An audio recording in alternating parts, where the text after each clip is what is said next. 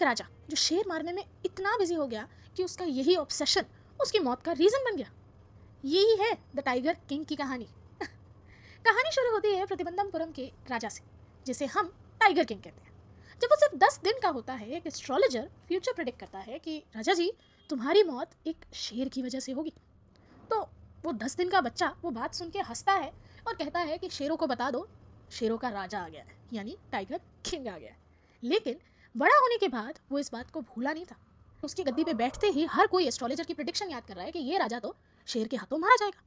तो उसने उस दिन ठान लिया कि वो अपनी मौत को हराएगा और जितने भी शेर उसके आगे आएंगे वो सबको मार गिराएगा। तो राजा जी शुरू करते हैं अपने राज्य में शेरों को मारने से।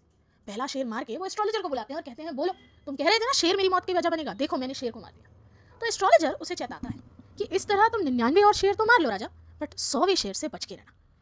तो राजा उससे पूछता है, अगर 100वां शेर भी मार दिया तो वो कहता है कि भाई मैं अपनी छोटी काट के किताबें जला के एक इंश्योरेंस एजेंट बन जाऊंगा, पर मेरी भविष्यवाणी गलत नहीं होगी। तो राजा जी की ईगो हो जाती है हर्ट। अब वो एक टाइगर हंट पे निकल जाते हैं। अब वो शुरू करता है अपनी जर्नी टाइगर किलिंग की।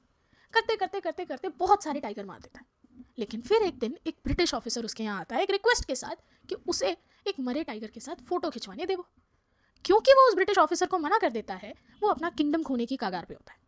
तो वहाँ राजा और मंत्री थोड़ी पॉलिटिक्स लगाते हैं और घूसखोरी का इस्तेमाल करके ब्रिटिश ऑफिसर नहीं, उसकी बीवी यानी दुरई सैनी को 50 एक्सपेंसिव डायमंड रिंग्स भिजवाते हैं और उस मैटर को सॉर्ट कराते हैं।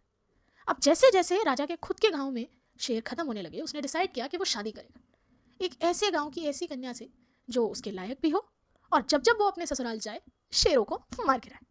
तो ऐसा करते करते राजा 99 शेरों को मार गिराता है। लेकिन अब वो 100वां शेर वो तो मिल ही नहीं रहा था। अब उसे शेर नहीं मिलता, राजा का गुस्सा दिन पर दिन बढ़ता जाता।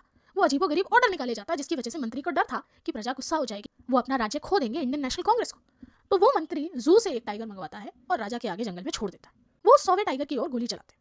गोली लगी, टाइगर गिरा एंड राजा वहां से गया खुशी में कि मैंने अपना 100वां टाइगर मार दिया।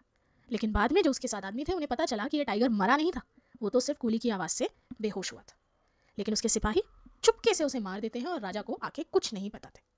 फिर एक दिन राजा अपने बेटे के बर्थडे पर शॉपिंग मॉल में घूमता घूमता एक वुडन टाइगर उसके लिए एक गिफ्ट के तौर पर लेकर आता है।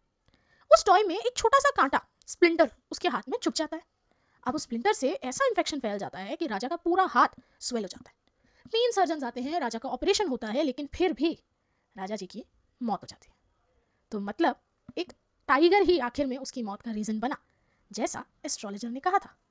लेकिन आयरनी तो देखो, वो असली टाइगर नहीं, वो लकड़ी का टाइगर निकला।